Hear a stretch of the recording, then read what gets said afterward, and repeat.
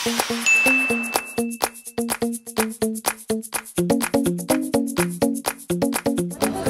itanong sa'yo, anak.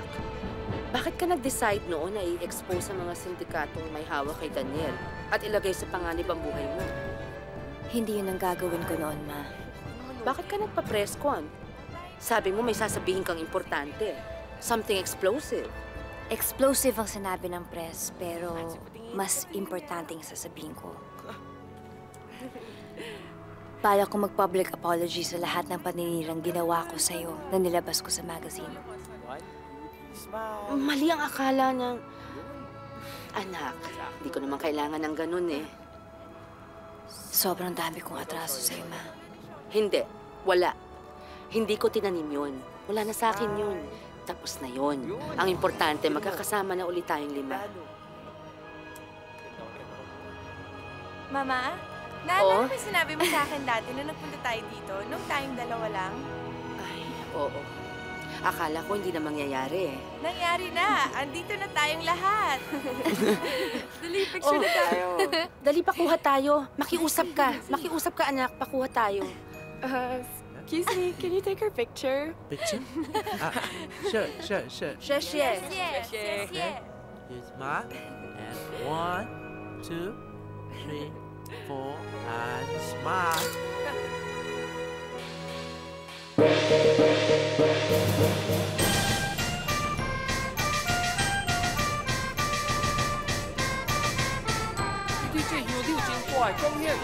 Sige, si Gua e panghuat hang kidyang Gua e lao bu.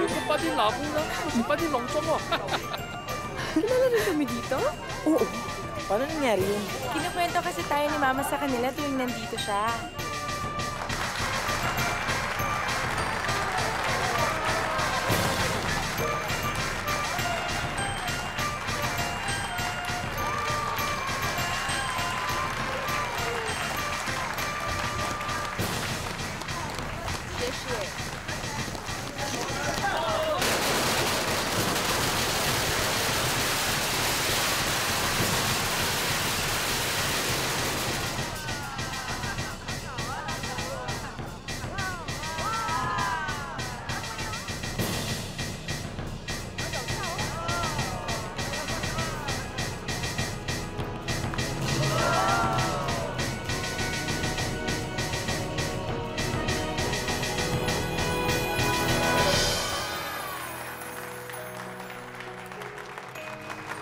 Kina kendip chige koni i.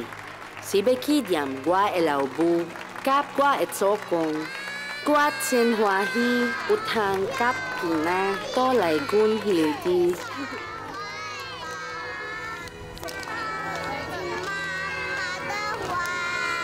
Sia hue kendip koni i. Tang lai kyong kip bo bebu ekina.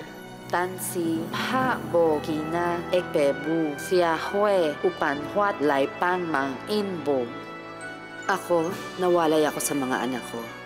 Pero pansamantala lang, ngayon buo na kami. Masaya, magkakasama. Dahil ipinaglaban ko ang karapatan ko bilang isang ina. Hindi ako nawala ng tapang, pag-asa, at pananampalataya. At sa lahat ng pinagdaanan ko, mayroon akong inspirasyon. At gusto ko siyang parangalan sa araw na ito dahil tulad ng mga bata dito ngayon, siya rin ay naulila sa napakamurang edad. Si Jinfeng. Siya si Jinfeng. Siya ang nanay ko.